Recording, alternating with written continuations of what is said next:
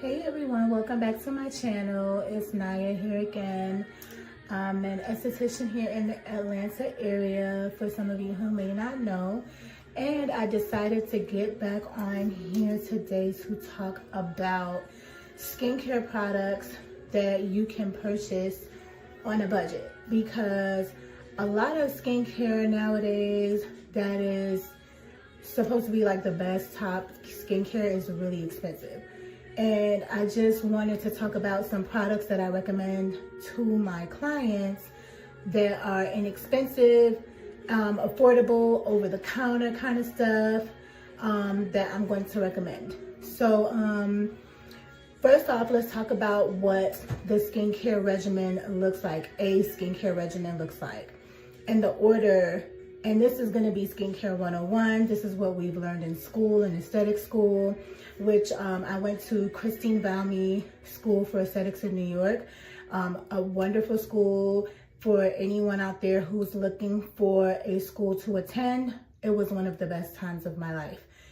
So shout out to Christine Valmy. They trained me well. We did a lot of hands-on. They had wonderful teachers there, and I follow them on Instagram. So some of those amazing teachers, they are still there. So I'm not gonna make this video too long. I just wanna talk about the steps of skincare maintenance. And those steps are gonna be your cleansing, your toning, your exfoliation at least twice a week, and your serum, moisturizer, and daytime protection.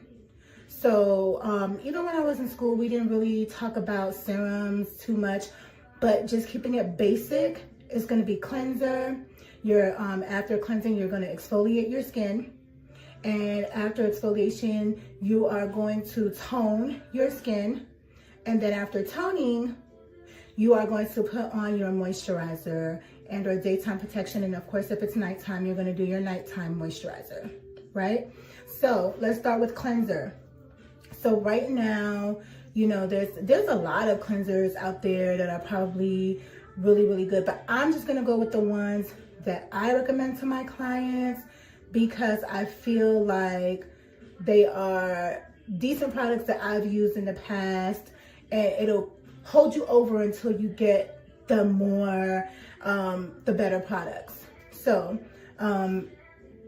let's start with the cleanser. Usually when my guests come in, they might buy like a really expensive toner or a really expensive serum, and I'll tell them, hey, just cut corners and go ahead and use like your CeraVe cleanser. So I'll recommend CeraVe cleansers a lot.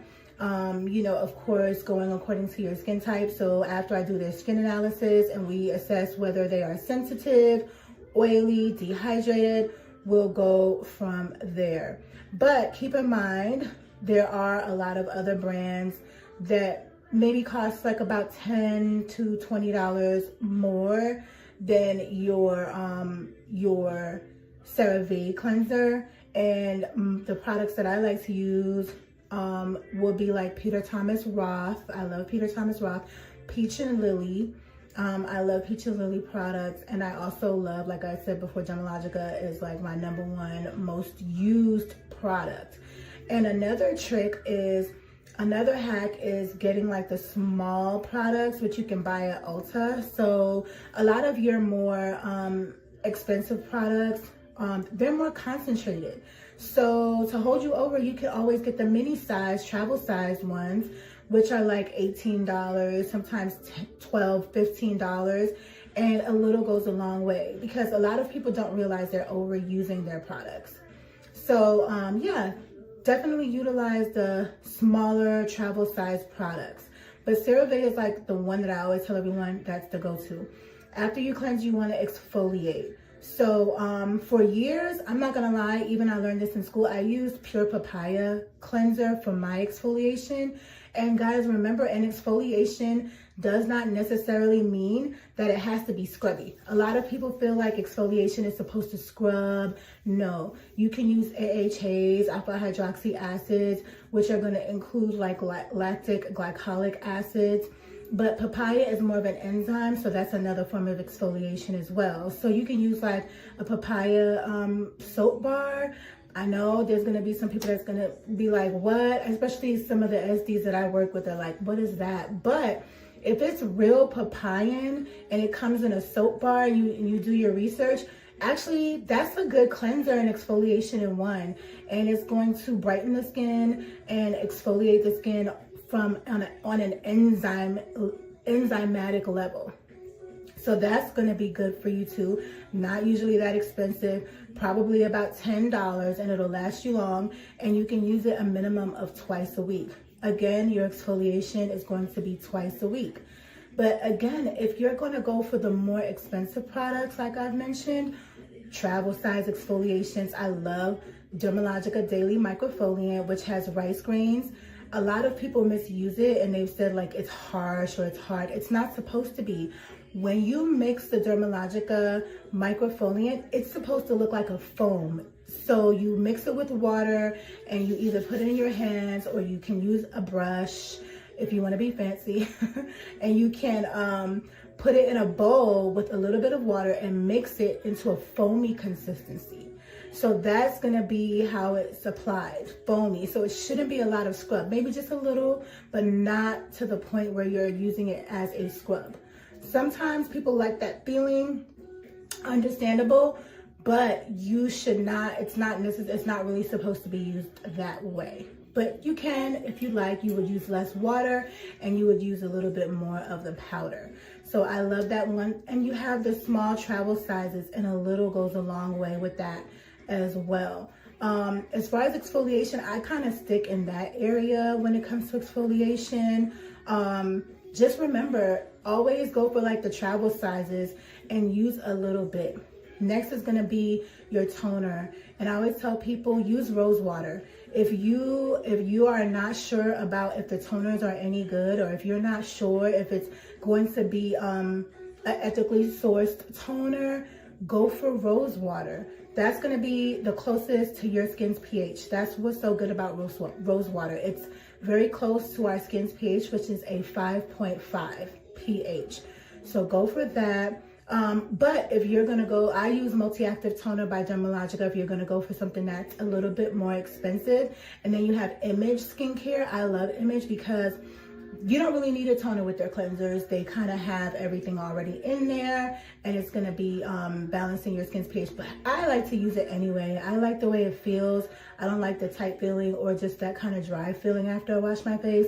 So that's what I use. But often I do use a rose water toner. Actually, I have one right here, and this is the Heritage Store Rose Water Cleanser. That's one of my favorites. I'm sorry, toner, excuse me, toner. That's one of my favorite rose water toners. I love it. And sometimes I even, like if I feel like my makeup looks a little dry, I'll just kind of spray it over my makeup. Just spray it on over your makeup. It'll kind of like hydrate your skin a little bit. And I also have the Dermalogica Hyaluronic Acid Ceramide Toner, which I've talked about before. This one is a lot more expensive. This one is like 50 bucks. But it works really well for like giving you like a glass skin glow. But if you're oily, you don't want to be using this one too much if you're already kind of oily. So like I said, if you're going for something economical, you can stick with the rose water, which is like $10. A great place to shop is going to be like your Sprouts Market to get more, I would say, more safe natural ingredients and more safe ingredients. And also, if you're concerned about ingredients, download the Yuka app, YUKA. I might try to link it in the description if I can. You can scan all of your skincare products on this app. A lot of people know about this, but some people may not, and make sure that these products are good products. And so we talked about the cleanser, the toner, the exfoliation, serums. I actually scanned the Good Molecules hyaluronic acid, and to my surprise, it was actually a good serum. So I recommend the Good Molecules. I don't know if it has too much hyaluronic acid. I know I've read the ingredients in the past when I used to work at Ulta, and it did not have a lot of hyaluronic acid, if any at all. What I did see was glycerin, and I was like, what is going on? But maybe I saw wrong, but I looked back and now it has hyaluronic acid. So I don't know. I don't know if they changed it or what, but it did come up well in the Yuka app. And then to my surprise, the ordinary hyaluronic acid, which I kind of do like. I know I've been like definitely criticized by my coworkers a little bit for using this, but that's the ordinary one. And I'm just saying, if you're on a budget and you need something, I feel like it's kind of better than nothing. But you could probably go for the what is it called, the good molecules, and you'll be good to go. Excuse me, I got a call coming in, hold on. So yeah, so those are good ones. And for your daytime protection, after you do your serum, you're going to do your daytime protection, which is going to be your SPF. And once again, CeraVe is one of my go-to SPFs that's not very expensive. But yeah, that's definitely going to be one, and a good way to kind of like make your SPF come out better and more hydrating for your skin is mixing it with your serums. So before you put your SPF on, make sure your skin is still damp. Because in school we learned that once the skin is still damp and you seal it in with your moisturizer and your and your serums, you prevent transepidermal water loss. So yeah, that's going to be a really, really good one to use, and that's going to be your CeraVe and Cetaphil. Those are good too, especially for sensitive skin. You can't go wrong with that. SPF, and you can mix it in. And a lot of people say that SPF is not good for the skin, or they feel like black people or darker skin people, people of color do not need SPF, but it's not true, because if you don't use SPF, you're going to start having premature aging. You don't want that. Wrinkles, hyperpigmentation, all of these things happen when you're not using SPF. So I highly recommend it. It's going to be the foundation of all of your skincare.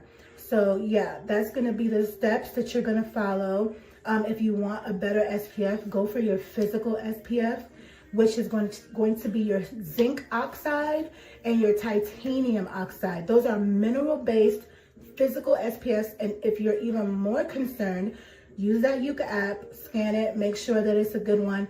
Go to Sprouts, go to your farmers markets, go to your Whole Foods, so that you're getting a physical SPF that's going to be more healthy for your skin, and that's going to have better ingredients.